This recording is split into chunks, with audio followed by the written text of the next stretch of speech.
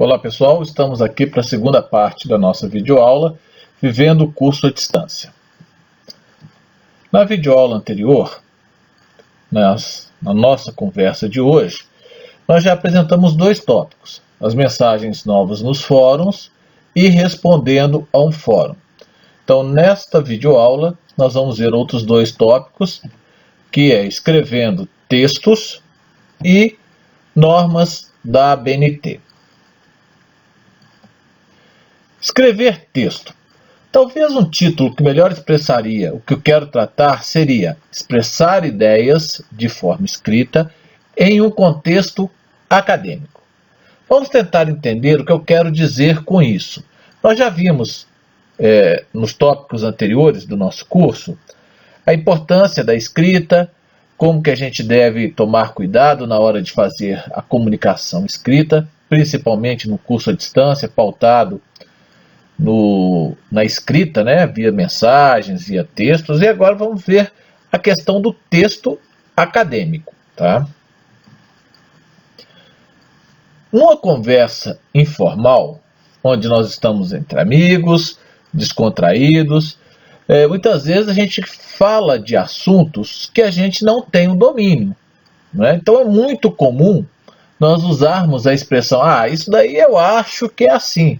E assim vai, desde coisas mais simples, do dia a dia, sei lá, como fazer um arroz, passando por questões sociais, como resolver o problema da saúde, o problema da educação, como que nós podemos mudar essa política, até chegar em, sei lá, física quântica.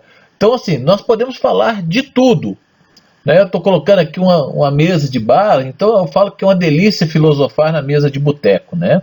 Então a gente conversa de tudo, sem um compromisso, a gente pode falar de tudo.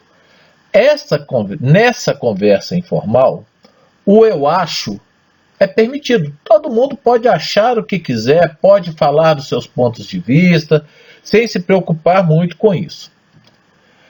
Mas, e quando a gente sai desse ambiente informal e vai para uma conversa formal acadêmica, no contexto acadêmico?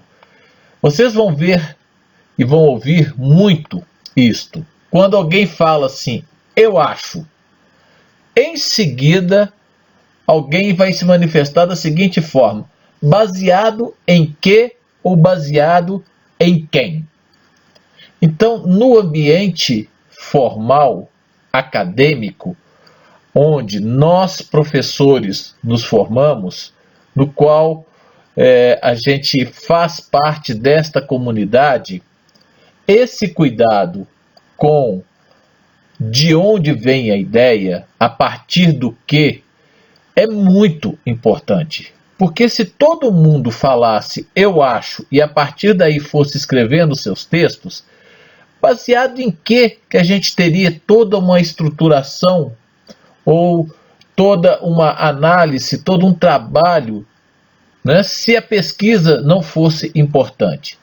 Então, por isso, no ambiente acadêmico, falar eu acho ou dar a minha opinião ou o meu ponto de vista, ele é apenas o ponto inicial ou início para puxarmos um fio que vai longe e aí startar ou iniciar pesquisas, estudos bibliográficos de texto. Eu não posso, ou melhor, não será reconhecido academicamente o eu acho sem uma fundamentação. Então, nessa imagem aqui fica bem interessante porque a pessoa fala eu acho, mas ela já fala pensando nas ligações dos seus pensamentos com outras pessoas, com outros autores, com outros textos, com outros pesquisadores. E a partir daí ela vai falar o eu acho. Mas o eu acho, alguém já vai questionar. Baseado em quê? Em pesquisa? A sua pesquisa fundamentou-se em quem?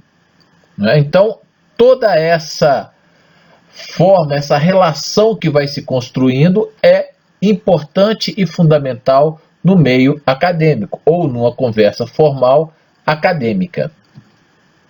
E quais são então as diferenças?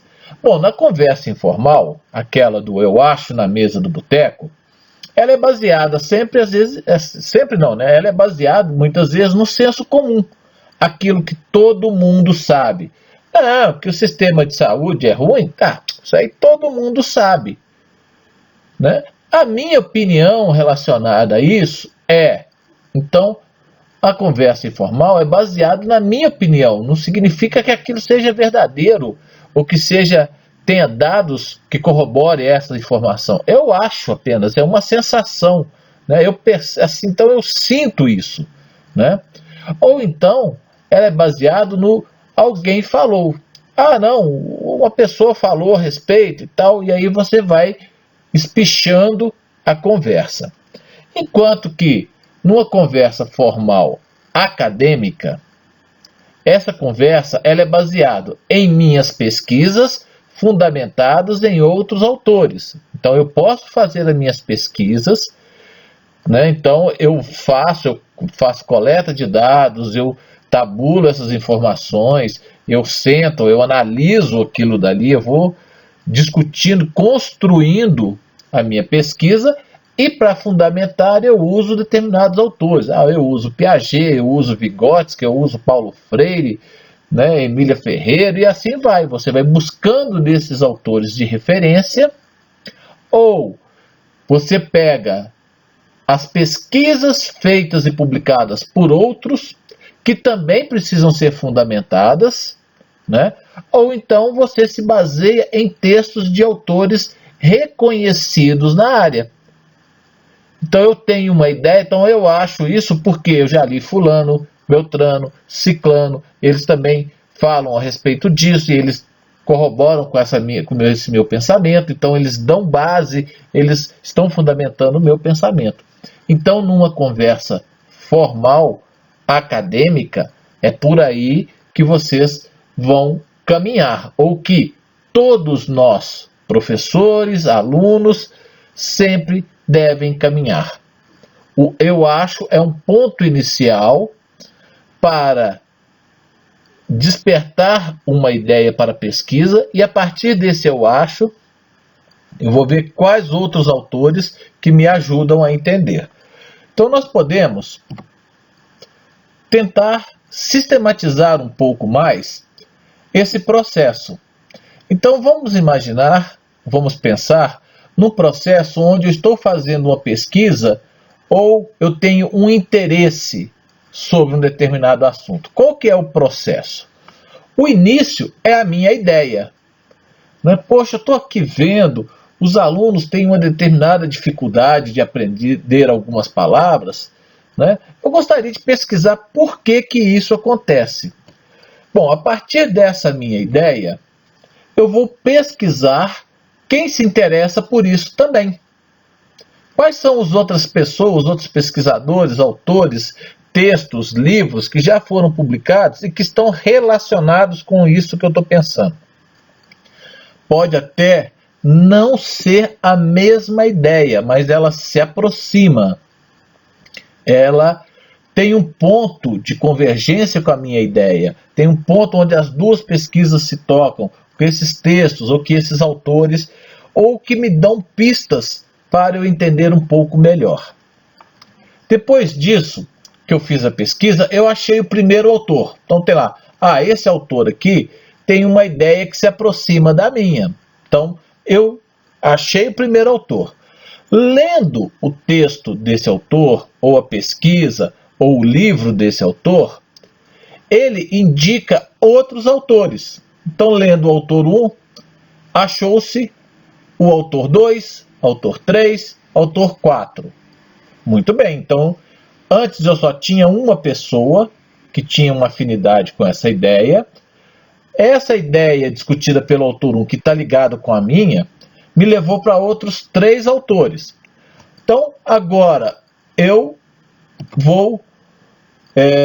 e nessa relação aí, antes disso, né, nessa relação, eu identifiquei que o autor 2 tem uma relação direta com a minha ideia. Olha que legal, então eu já tenho o autor 1, por meio do autor 1 eu cheguei no autor 2, 3 e 4, sendo que o autor 2 está ligado diretamente à minha ideia. Isso é interessante, né? Agora, lendo o autor 2, o autor 3 e o autor 4, eu achei o autor 5.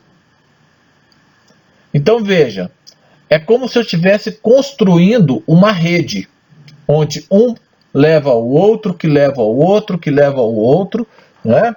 Então, esse autor 5 estuda o mesmo que eu estou querendo estudar.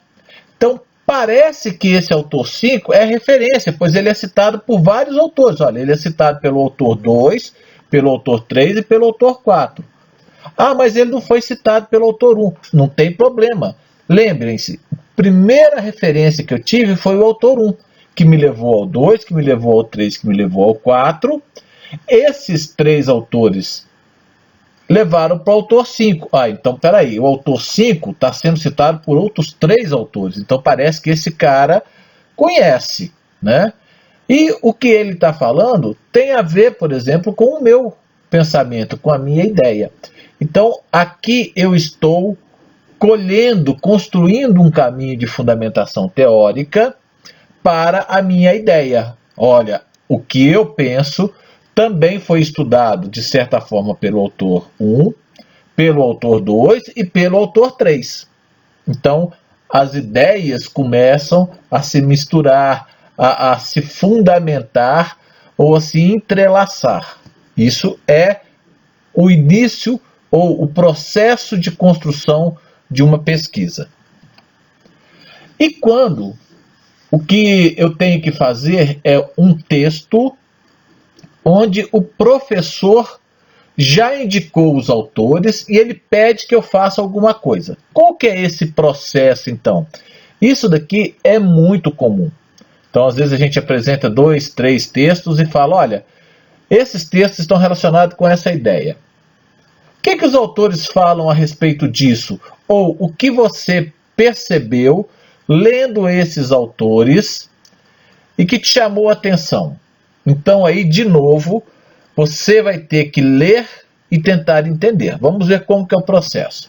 Então, eu leio o autor 1, tenho que ler o autor 2 e ler o autor 3. Esses autores foram indicados. O professor mandou eu ler o texto do autor 1, o texto do autor 2 e o texto do autor 3. E fazer uma relação. Como que eu posso fazer uma relação dos 3 autores? Bom, eu posso tentar identificar as semelhanças no pensamento deles e as diferenças dos pensamentos deles.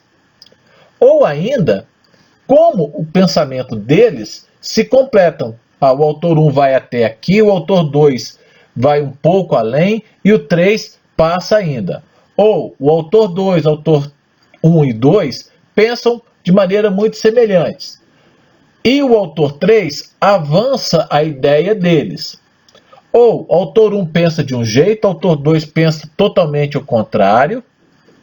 E assim eu vou entendendo, identificando as semelhanças, as diferenças e como elas se completam ou não.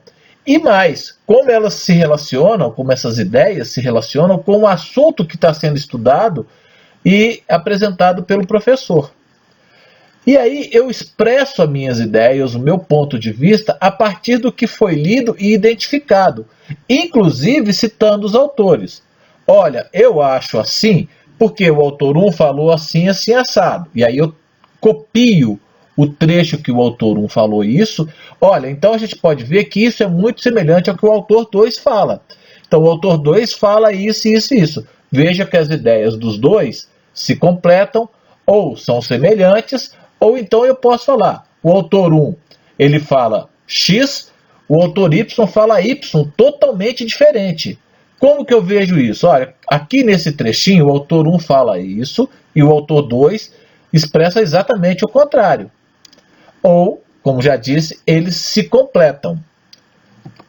Quando eu faço essa organização, esse estudo, esse trabalho, é o que a gente fala que nós estamos articulando as ideias. Ou isso é articular as ideias dos autores com a minha ideia. Então, articule os textos ou as ideias dos textos com a sua ideia. Então, você vai ter que identificar como que elas se relacionam, né? E isso é muito comum. Pode vir através de um trabalho, por exemplo, para ser discutido no fórum, ou escrever um texto para entregar ao professor. Então, assim, coisas desse tipo são muito frequentes. Na educação à distância também, tá? Bom, e aí começa algumas dúvidas. Muito bem. Eu estou lendo. Então eu estudei, articulei as ideias, então as teorias e os conceitos dos autores e fundamentei as minhas ideias nas ideias deles. Então estou usando esses autores para falar, olha, a minha ideia é por aqui, então eu acho que está certo, porque o fulano fala isso, o Beltrano fala isso, Ciclano fala isso, e é o que eu estou falando aqui, né? Além disso, eu li, fiz esses apontamentos, eu fiz as minhas anotações. Então eu sei que eu tirei esse pedacinho aqui do fulano lá, do livro do Ciclano, e assim eu vou fazendo. Agora, fica uma dúvida. O texto, quando a gente tem que apresentar, não é para nós. Não é um pedacinho de papel que eu faço a anotação e vou deixar ali para poder estudar depois. Um texto, uma mensagem no fórum é algo para o outro ler.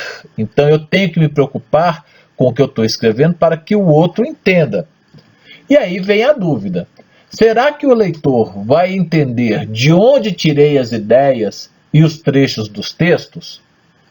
Porque se eu preciso fundamentar a minha ideia, eu tenho que mostrar para o leitor, para o outro, de onde que eu tirei essas ideias. E, dependendo do contexto, esse leitor, vai lá para ver se essas ideias estão lá. Vamos voltar um pouquinho aqui e lembrar essa figura. Vocês lembram que nós começamos com lendo o autor 1 e a partir do autor 1 eu achei o 2, achei o 3 e assim eu fui construindo essa rede? Pois é, aqui vocês podem perceber a importância de criar referências e citações que outras pessoas possam pesquisar depois e encontrar também. Então essa dúvida que eu tenho aqui, ela é super pertinente. Como que eu vou citar? Como que eu vou deixar registrado no meu texto as informações para que o meu leitor consiga pesquisar, buscar outras referências e encontrar, porque é importante que ele encontre, né? Não é só eu explicar. E vocês imaginem como que é confuso se cada um fizesse essa referência ou essa citação de um jeito diferente, né? Então, no meio acadêmico, nós padronizamos essas citações e referências usando as normas da ABNT. Então, como vimos, podemos copiar trechos ou nos basear nas ideias de outros autores para fundamentar a nossa ideia. Isso não é só poder, mas é dever. Nós devemos explicar isso nos nossos textos, né? A não ser, é lógico, que o professor ou o lugar que a gente esteja expressando as nossas ideias nos permita falar somente do que a gente acha sem citar, né? Algo muito informal, mas normalmente na academia é usada o meio de citação, de referência, sempre, né? Principalmente quando já está explicitado isso naquilo que a gente tem que fazer, na nossa atividade ou na nossa tarefa.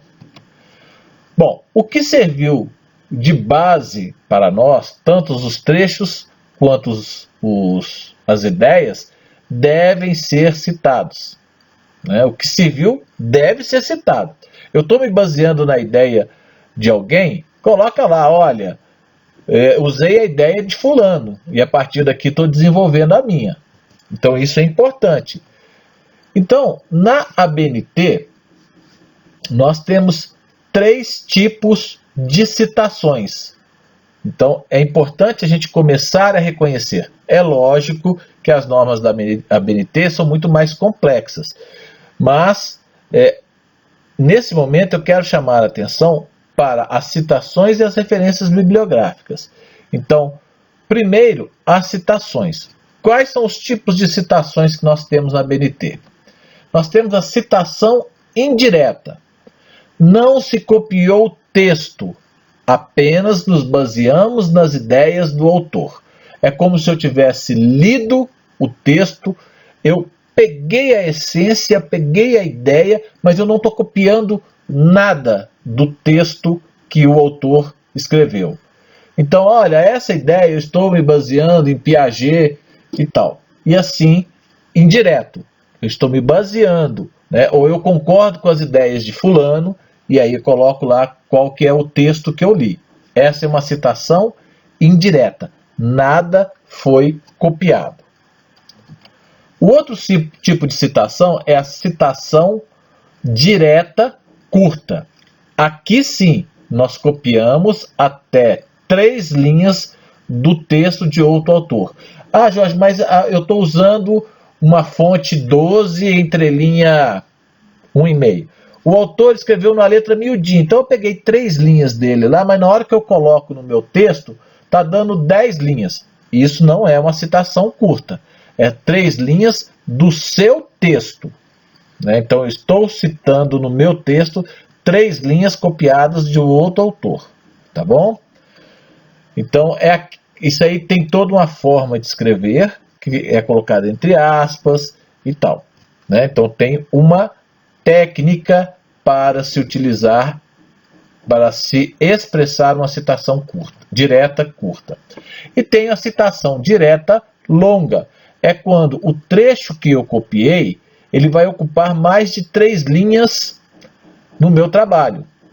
Tá? Então, eu peguei um trecho lá, um parágrafo, uma frase do outro autor, mas que aqui no meu ele está dando mais de 3 linhas. Então existe uma forma, uma técnica de formatação para você deixar isso explicitado no seu texto. Eu estou passando nessa videoaula só as ideias gerais, tá bom? Porque eu estou indicando um guia para formatação acadêmica de trabalhos e lá vocês encontram todas as informações, desde que tamanho do papel, o tamanho da letra que você deve usar nos trabalhos, a entrelinha, isso tudo é padronizado pelas normas da ABNT e é a partir disso que você constrói essas referências de 3 linhas ou de mais de 3 linhas, tá ok?